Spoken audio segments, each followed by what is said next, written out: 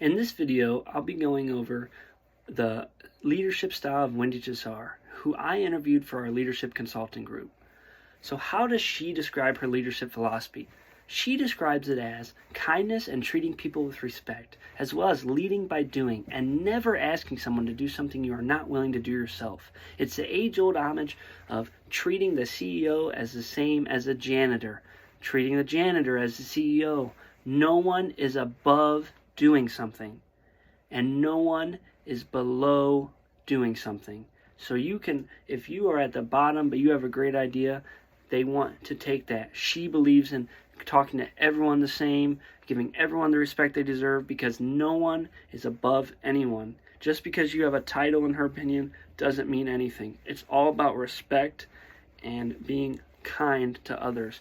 She would never ask someone to do something that she would not do herself, which is very, very vital in leadership, in my opinion.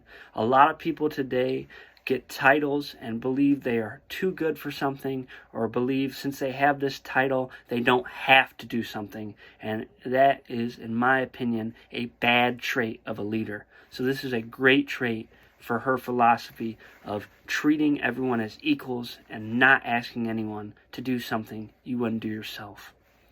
Her best experience as a leader. As a leader, she spearheaded the education department for accreditation under the ACA for the Medina County Juvenile Detention Center and was successful. The ACA is the American Corrections Association. She did this from 2003 to 2007. It was a 4-year process to get accreditation for the Juvenile Detention Center in Medina County. That was huge, landmark, breaking, because now from 2007 to the present, all the work that is done in the Juvenile Detention Center while the students are there is contracted to count at their schools. Before that, didn't matter. The schools didn't accept any work. Students, if they went sentenced to any time at the Juvenile Detention Center, would fail. Now they get work from their schools. If they don't do schoolwork from their own schools, there's a curriculum at the Juvenile Detention Center that is contracted to count towards their curriculum at their home schools. This was landmark, huge. Took 4 years to do. So I believe that's a great best experience as a leader, and that is huge. And it's still implemented today, in 2023, which is 16 years from 2007. So this has been in place for 16 years already and will continue to be in place until the end of the detention center. Her worst experience as a leader. In her opinion, her worst experience as a leader was getting personally involved in staff issues. The main example she gave me was trying to fill a full-time position and get a part-time employee who was already at the Juvenile Detention Center to get the full-time position. But what happened was, in the school district, a more tenured employee had an incident where they assaulted a student. Instead of firing this tenured person, they made them transfer to the Medina County Juvenile Detention Center, and in place swapped the current person who was at the Juvenile Detention Center at the other school where the new person came in who had the incident. This ended up being a backfire. The new person who had the incident couldn't do the job. They were close to retirement, so they used that as a crutch, and Ms. Chowdhury was more than right to get involved.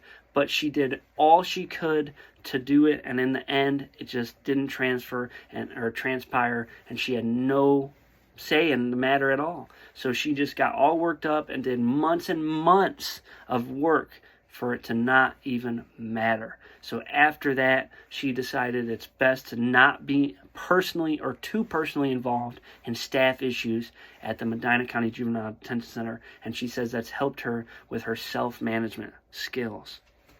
The defining moment in her life, or in her career, the defining moment for her was quitting the business world.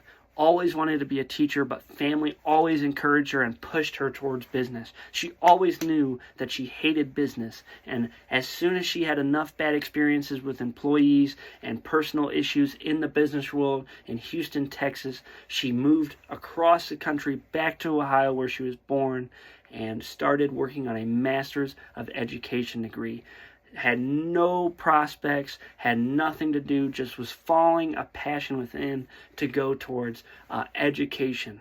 She always wanted to be a teacher. She said it was the best decision she ever made. It was a bad, at the time, it was a bad financial decision. It was a bad time decision. Everything was leading towards bad. The only thing was in her heart, her passion to be a teacher. And in the end, it worked out. It shined through and became the light. And she said it was the best decision she ever made, which I can agree. Following your passion, and when you're able to do that, if someone's able to do that, that's incredible. It might not always make the most money sense, but in the end, it made the most personal sense for her. Now I'm going to hand it off to Haley so she can go over who she interviewed for the group.